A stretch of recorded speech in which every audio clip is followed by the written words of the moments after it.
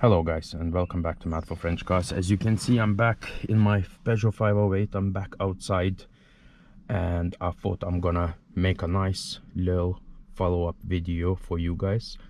Whoever watched the previous video about my 508 where I am experiencing a faulty gearbox message coming up on my dash, and then we run all the live data and try to diagnose what's wrong with it, and we come to conclusion that it was a slipping clutch, so the clutch must have been bad.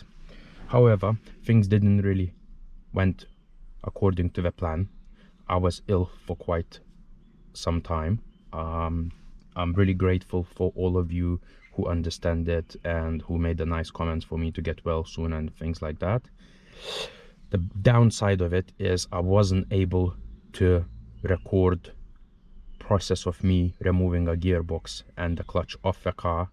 Therefore, I'm not gonna be able to make a video on how to replace the clutch on 508 1.6 with a semi-automatic gearbox anytime soon, but I will be looking into making one in the near future.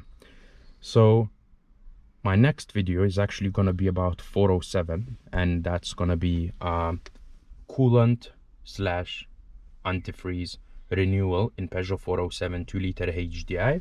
But for now, I would just like to take you outside of this 508 and just show you the progress which I managed to do every day. Like when even I was not feeling well, I still try to come out like for an hour or two at least and just try to do some little bit somewhere, you know, dismantle this or that, just to kind of, you know, try to get closer to the putting this 508 back on the road. So if you come with me, I will show you the progress I have done, and then what I found, we can discuss that. Right, so let's have a look what's going on with this 508. So as you can see here first,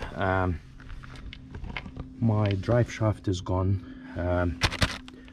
The suspension leg is just hanging there by itself. I just covered it up because obviously I couldn't do this job quick enough, and you know, exposing a disc, just leaving them there, it's not good practice. So we're just gonna go here, lovely 407 here, and in here you can see a bit more. So first thing I need to show you is that's a subframe here, just left there under the car for time being.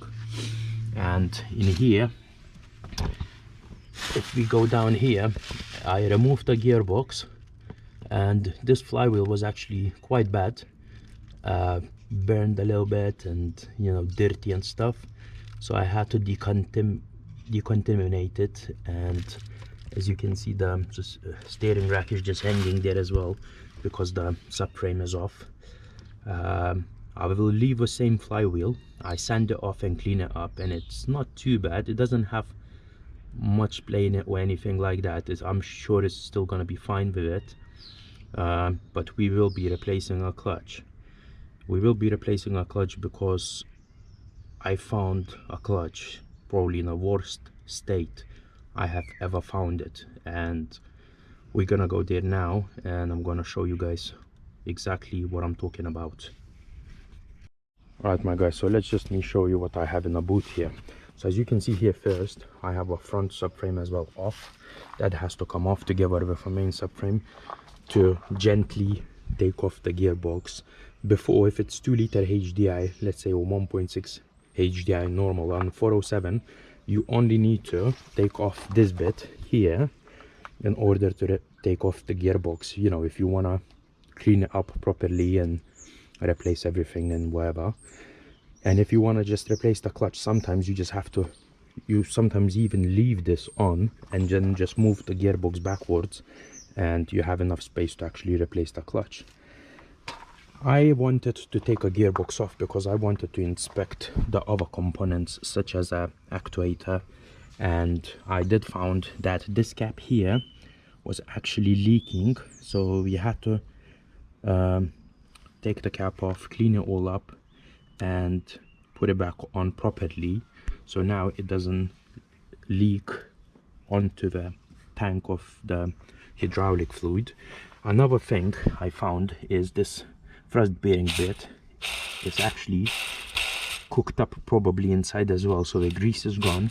So when you turn it, it's just making a bearing noise, and this is going to be all replaced.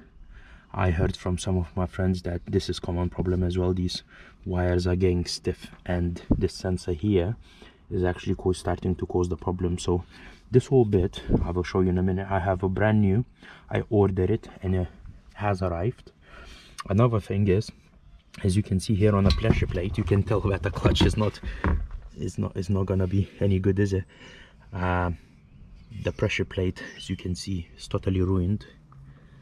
It's loads of bite marks, and that's from the rivets of the clutch, because the clutch is proper worn. So the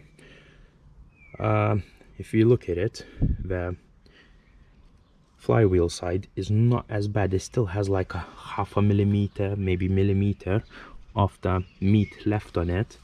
But if you look at the pressure plate side, the rivets are all exposed and even scratching pressure plate, and that's why it caused it all to look like this. And it does look really bad. There's burns, burn marks, scratch marks, you name it, everything is here.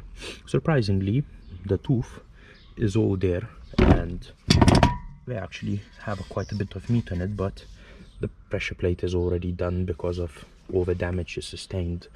Also, we have our drive shafts in here, gearbox mount, starter motor, all the bits which it has to come off in order to remove the gearbox. So everything is looking good. All I'm gonna have to do is just clean this bit inside up, replace this bit here. This is all coming as a one bit, and then you have hydraulic fluid coming in here and connector here, and then this bit, clutch and pressure plate, is going to be replaced. Clutch, flywheel is going to stay the same. I'll just leave it the way it is. And this is what came from Autodoc, and this is my new bits here. So this was actually surprisingly cheap, and the quality looks surprisingly good. So that's the new bit for that. And as we can see, this is all same. Difficult to show you now because it's not out of the package. I just want to leave it for time being in the package, as I'm not gonna touch this car probably till Sunday or so. And in here we have a clutch, new clutch plate, which is Vallejo, and also a new pressure plate. Ooh, doesn't want to come up.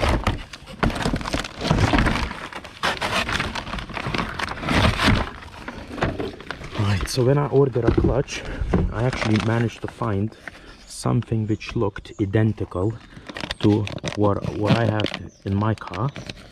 As you can see, it's brand new, just the way it should be. I don't want to unpack nothing properly yet, but it does look exactly same as my original clutch, which was here, and the pressure plate. Maybe I'll take it off nicely in a box. I just need to clean my hands first and I'll show you. Right, so I just pulled out the new clutch and pressure plate out of packaging, and as you can see, 1 to 1, this is actually exactly same pressure plate. Mind you, I think the part number was different, but if you put it one next to another, it's absolutely identical. It's exactly same pressure plate, and see the difference is huge. That's how it should be, nice and clean. This is gonna have to be decontaminated because we might be adding some sort of stuff on it just to keep it look nice like that, but regardless, this is how it's supposed to look, and that's how the previous looked like. And if you look at the clutches are identical as well. You see even the pattern and everything, it's exactly same, but the part number was actually different.